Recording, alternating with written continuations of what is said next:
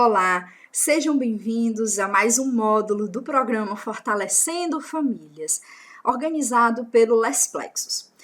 Neste módulo, falaremos sobre as práticas de cuidado na família.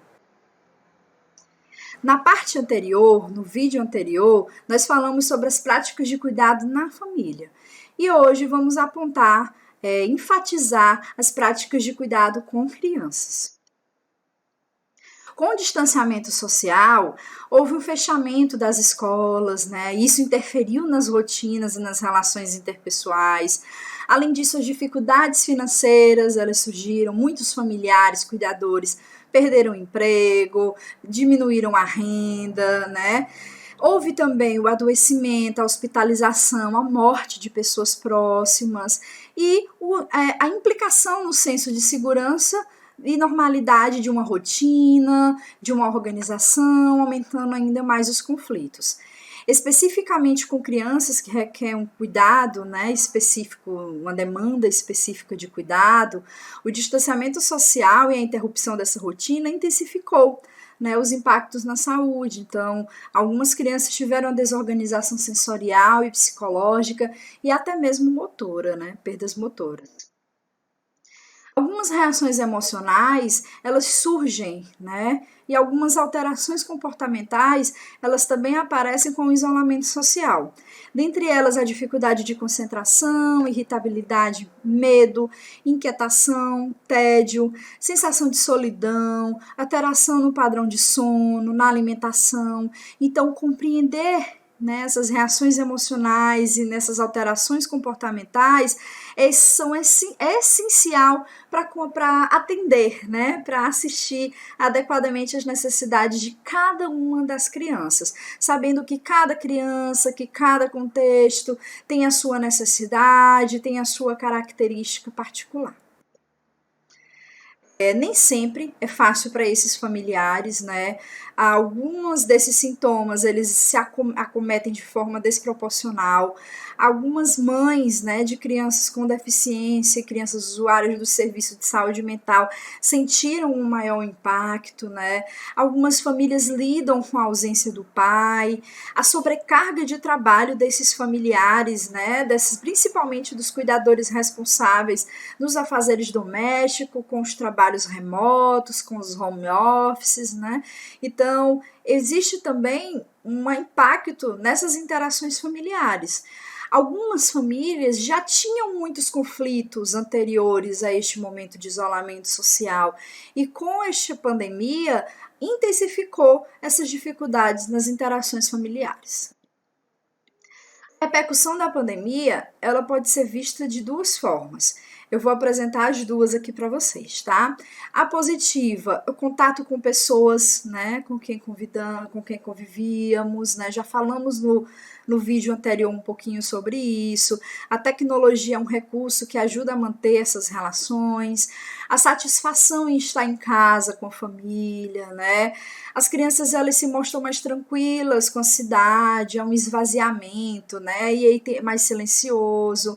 As crianças se sentem menos cansadas e sem um excesso de atividades, de estimulações de especialistas e a saída diária do trânsito, né?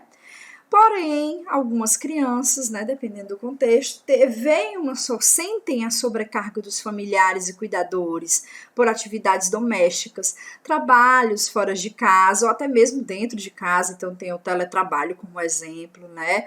Demandas das crianças, então as crianças, elas têm uma rotina, elas têm as atividades escolares, elas têm necessidade de um cuidado, de lazer, e nenhum espaço para ficar sozinhas, né? Assim, as famílias, elas se veem sem um momento de intimidade, sem um momento de se isolar um pouquinho, de ficar sozinho, né? De realizar alguma atividade que gosta com tranquilidade.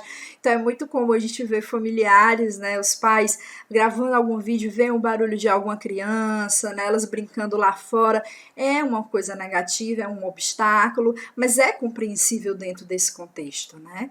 Então é possível sim, nesse contexto de isolamento, então fiquem tranquilos, é possível perder a paciência, é possível sentir ansiedade e raiva também em alguns momentos, né? Então, como é que lida com isso, Sara? O que é que eu tenho que fazer? Manter o diálogo, né? Acolher as crianças, né? Ajudar elas a compreenderem que é um momento difícil, que envolve sofrimento, mas que é possível enfrentar, né? Que elas têm que ajudar. Então, uma das estratégias sugeridas é manter essa rotina, essa organização da rotina familiar, tentar manter o mais próximo possível com a que era antes do momento da quarentena, no momento de isolamento. E aí, eu vou dar algumas dicas, né, nesse planejamento, nessas dicas para que vocês possam ver o que é possível sim organizar e ter práticas de cuidado, tá? Então, a primeira delas é planejar o dia junto com a criança, junto com os outros familiares e manter mais próximo possível da rotina habitual, tá? O mais próximo que puder. As tarefas domésticas, elas podem sim, gente, ser divididas, inclusive com as crianças. É claro que a gente tem que ter uma segurança, né? Tem que pensar qual atividade a gente dá, mas as crianças, os adolescentes, os jovens, os nossos parceiros, eles têm também como dividir essas tarefas para não sobrecarregar somente um familiar. Tem um tempo dedicado ao descanso, tem um tempo de dizer pronto, parou de atividade hoje, amanhã eu continuo, né? Outro dia eu continuo. O lazer, por mais que seja restrito as atividades, né, os espaços, mas proporcionar dentro de casa espaços de lazer.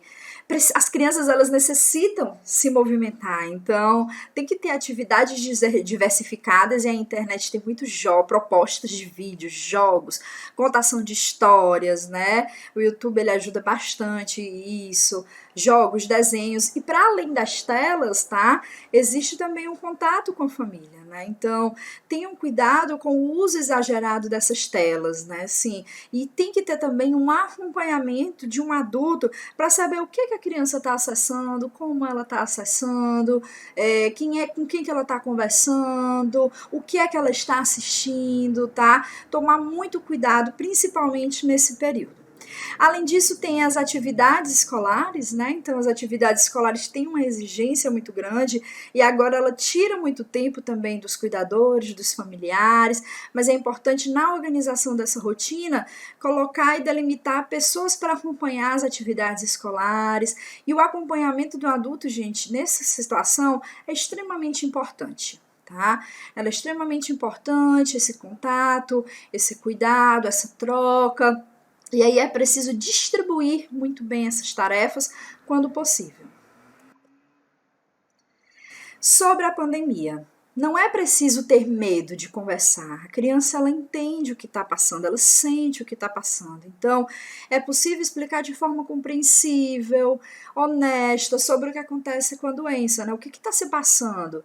Elas vão sentir quando acabar, pessoas que não vão ver mais, né? Ou porque pessoas adoeceram, que estão com medo.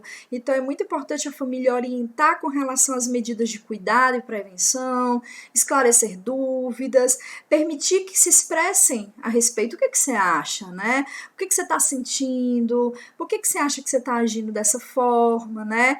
E aí os familiares, eles devem estar disponíveis para perceber e validar as emoções das crianças frente a esse momento.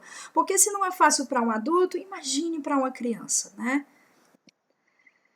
Bom, nem sempre o espaço doméstico, né, ele é um espaço que leva ao bem-estar. Então, em alguns lares, né, esse espaço ele pode oferecer melhorias de bem-estar, né, apesar de ter alguns conflitos.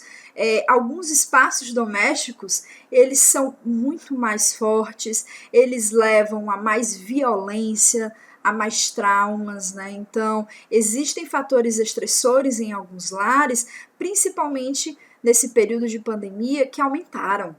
Né? E aí as chances de violência elas aumentaram, os desfechos negativos à saúde física e mental da criança também aumentaram. Então a gente vai falar um pouquinho sobre isso nesse momento, sobre os fatores de risco para a criança nesse período de pandemia. Primeiro deles é o estresse parental, gente. Então, as crianças, elas estressam, né? Os pais estão estressados, né? Os cuidadores estão estressados, os familiares estão estressados, e aí começam os gritos, xingamentos, insultos, desatenção das necessidades básicas, as negligências, né? Não, deixa ela fazer o que quer, deixa ela ficar do jeito que quer, né? Ou então isolar a criança, dar um celular e deixar ela lá isolada, deixar ela trancada no quarto. Isso tudo é violência psicológica, tá? Além da violência psicológica, existe a violência física. Então, palmadas, brigas, agressões com ou sem objeto passam a ser utilizadas como estratégias de resolução de conflitos, porém, não passa de práticas violentas. São violentas e não educativas. Então, nesse momento de pandemia, as crianças elas têm passado por ser muito mais intrafamiliar, né? O contexto acaba passando e intensificando essas violências, colocando em risco as crianças e adolescentes. O estresse, gente, também ocorre na relação conjugal. Então, nós discutimos já em módulos anteriores sobre a conjugalidade, a parentalidade, mas é muito importante frisar isso, tá? A relação conjugal dos adultos, cuidadores, interfere também na criança. Então, as crianças elas estão testemunhando situação de violência, agressões, violência física, mas também violência verbal, né? Que a gente já conversou que é violência psicológica. Então, tudo isso afeta a criança. E é interessante, é tão danoso quanto as agressões sofridas contra si, tá? Então, a violência doméstica ela é um fenômeno que a gente tem que chamar a atenção, que afetam as crianças elas sabem o que está se passando, elas sabem o que ocorre, elas sentem da mesma forma. Então, a violência, ela é sim um fator de risco nesse sentido também. E aí é o nosso papel, não só como familiar, mas como comunidade. Então, o Estatuto da Criança e do Adolescente, ele preconiza, ele aponta, ele salienta. Quem luta pelos direitos da criança e do adolescente está sempre batendo na mesma tecla. A comunidade é rede de proteção. Então, se você escuta, o mínimo, gente, vocês desconfiam, sabe? Fazer a denúncia é extremamente importante. Então, desconfiou, a mera suspeita, é necessário denunciar ao Conselho Tutelar. Tem o Disque 100, que é a Central de Denúncias da Violação de Direitos Humanos, né, de qualquer violação de direitos humanos. Tem a Central de Atendimento à Mulher, que é o Disque 180. Então, pedir ajuda, a comunidade ela tem esse dever, certo? De proteger as crianças, adolescentes e as famílias. Para finalizar o nosso vídeo, para finalizar esses dois primeiros momentos, eu coloquei essa frase, né, para que a gente reflita e leve desse módulo. A vida familiar, para ser efetiva e eficaz, depende de condições para sustentação e manutenção de seus vínculos. Agradeço, espero que vocês tenham gostado. No próximo vídeo teremos a entrevista com a professora a doutora Simone Paludo. A gente vai conversar um pouquinho sobre essas estratégias de cuidado, mas também vamos falar sobre os fatores de risco. Focaremos não somente no momento da pandemia, mas também de estratégias futuras, desse impacto futuro, o que é que vamos levar dessa quarentena, o que é que vamos levar desse isolamento social. Qualquer sugestão, qualquer pergunta, qualquer dúvida e qualquer contato, podem entrar aí nas nossas redes sociais que a gente responde. Muito obrigada e até o próximo módulo com o vídeo.